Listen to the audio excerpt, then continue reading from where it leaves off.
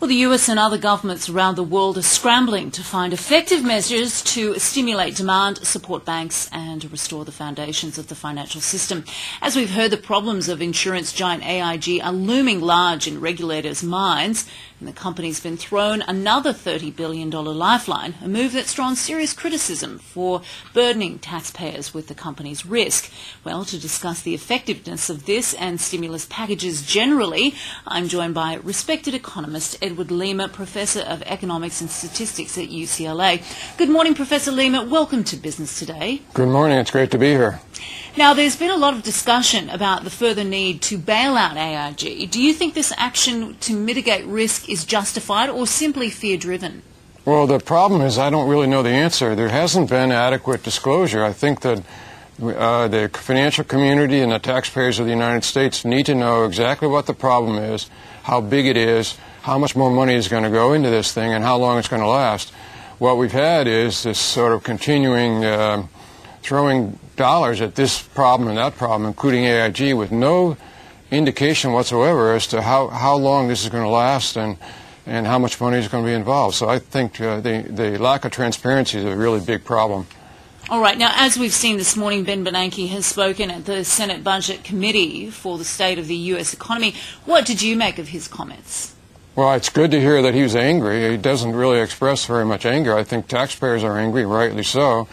But I think he's not very forthcoming with regard to the details of the balance sheets of AIG and who exactly are the counterparties and where's that money going. We just don't know that. Now, you were very critical of the Paulson bailout plan. I think you said that on first read, you thought it was an internet joke, saying it held little detail. Has it been more damaging than helpful?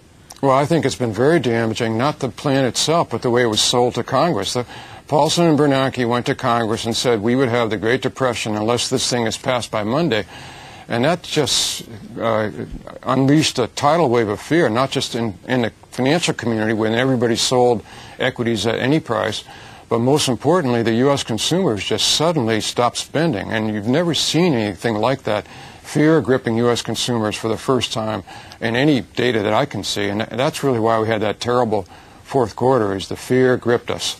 So would you say that it wasn't the plan itself then, it was the way that it was sold to the American public and to Congress in general? Well, first it wasn't a plan. It was a vague idea about buying mortgage-backed securities. And fortunately, some congressmen had the wisdom to insert the possibility of capital injections in the middle of the plan. But we have not yet heard a plan about how we're going to deal with these so-called toxic assets.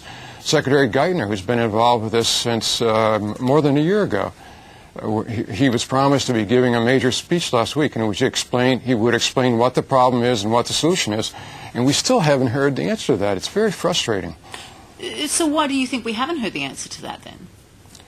Well, I think the answer must be that neither the Treasury nor the Federal Reserve really has a handle on what the fundamental problems are. Obviously, a capital infusion has to be done. It has to be done in a way which separates the healthy, well-managed banks from those that ought to be going bankrupt. You need to get those mortgage-backed securities marketable again. That's quite obvious. How you exactly do it is not completely obvious. I have my own plan, by the way, but it's not one that's likely to be adopted soon. And why is that?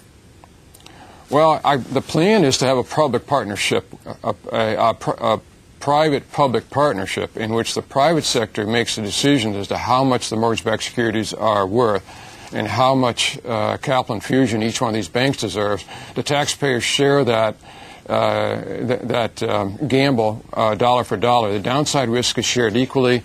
The upside risk goes disproportionately to the private sector, 60-40, in order to get that market rolling again. It may be something that Geithner is actually going to use.